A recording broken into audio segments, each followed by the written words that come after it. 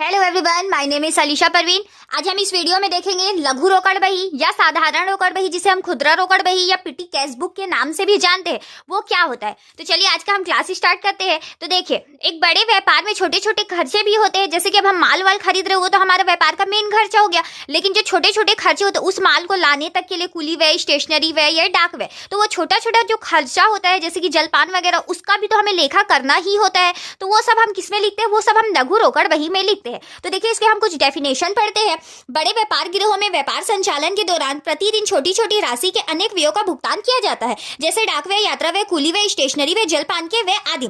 इस प्रकार के व्ययों का हिसाब यदि रोकड़ बही में रखा जाए तो अन्य व्यापारिक व्यवहारों के लेखा करने का साथ साथ इन फुटकर व्ययों का लेखा करना का दायित्व भी मुख्य रोकड़ियों का हो जाएगा। अब ये छोटी छोटी जो अगर हम व्यय का भी लेखा अगर रोकड़ बही में करने लगे तो अकाउंटेंट्स का तो काम और भी ज्यादा बढ़ जाएगा। ये छोटी छोटी चीजों को भी उसे देखना पड़ेगा, तो इसके कारण से वो जो मेन व्यापार का जो मेन खाता होता है उसमें शायद वो अच्छा से ध्यान ना दे पाए। तो ये जो छोटे छोटे खर्चे होते हैं उसके लिए हम लोग अलग से ही एक रोकड़िए को रखते हैं, जिसे हम हफ्ते में या महीने में ना थोड़ा पैसा दे देते हैं, और वो हफ्ते या महीने के हिसाब से जो भी खर्चा हुआ है उसे वो लघु रोकड़ बही या पिटी कैश बुक में वो लिखते हुए जाता है। तो देखिए, इसके आगे हम थ्योरी पढ़ते हैं। परिणामतः मुख्य रोकड़िए का कार्य बहुत अधिक बढ़ जाएगा तथा त्रुटियां होने की आशंकाएं अधिक होगी। इसके साथ ही रोकड़ बही का आकार भी बढ़ेगा। अतः इस प्रकार की व्यवहारिक कठिनाइयों के निवारण के लिए ऐसे व्यापार गिरोह में फुटकर व्ययों का हिसाब एक पृथक बही में रखा जाता है। जो छोटे छोटे खर्चे हैं उसका हिसाब एक अलग से ही बही में रखा जाता है, बोल रहा है। इस बही को लघु रोकड़ बही या पिटी कैश बुक कहते हैं। सामान्यतः फुटकर व्ययों का लेखा करने के लिए एक अन्य कर्मचारी को छोटे रोकड़िए के रूप में नियुक्त किया जाता है। जैसे कि हमने ये छोटे छोटे खर्चों को लिखने के लिए एक अलग से रोकड़िया रखे, उसे यहाँ पे वो बोल रहा है।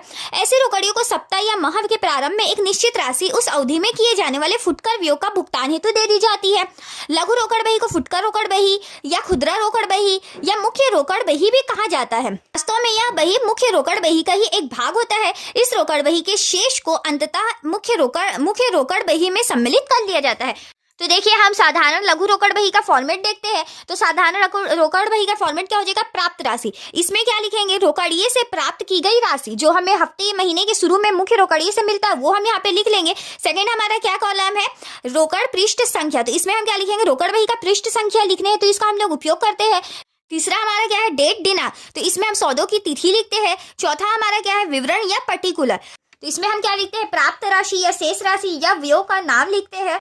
तो देखिए, हमारा नेक्स्ट है वाउचर नंबर। वाउचर नंबर में हम क्या करते हैं? तो वाउचर नंबर में हम प्रमाणक संख्या लिखते हैं। और खाता पृष्ठ लेजर फोलियो, उसमें हम क्या करते हैं? तो हम इसमें खाता पृष्ठ की संख्या लिखते हैं। और राशि, तो इसमें हम क्या करते हैं? भुगतान में जो हम राशि दे रहे हैं उसका हम यहाँ पे अमाउंट लिखते हैं।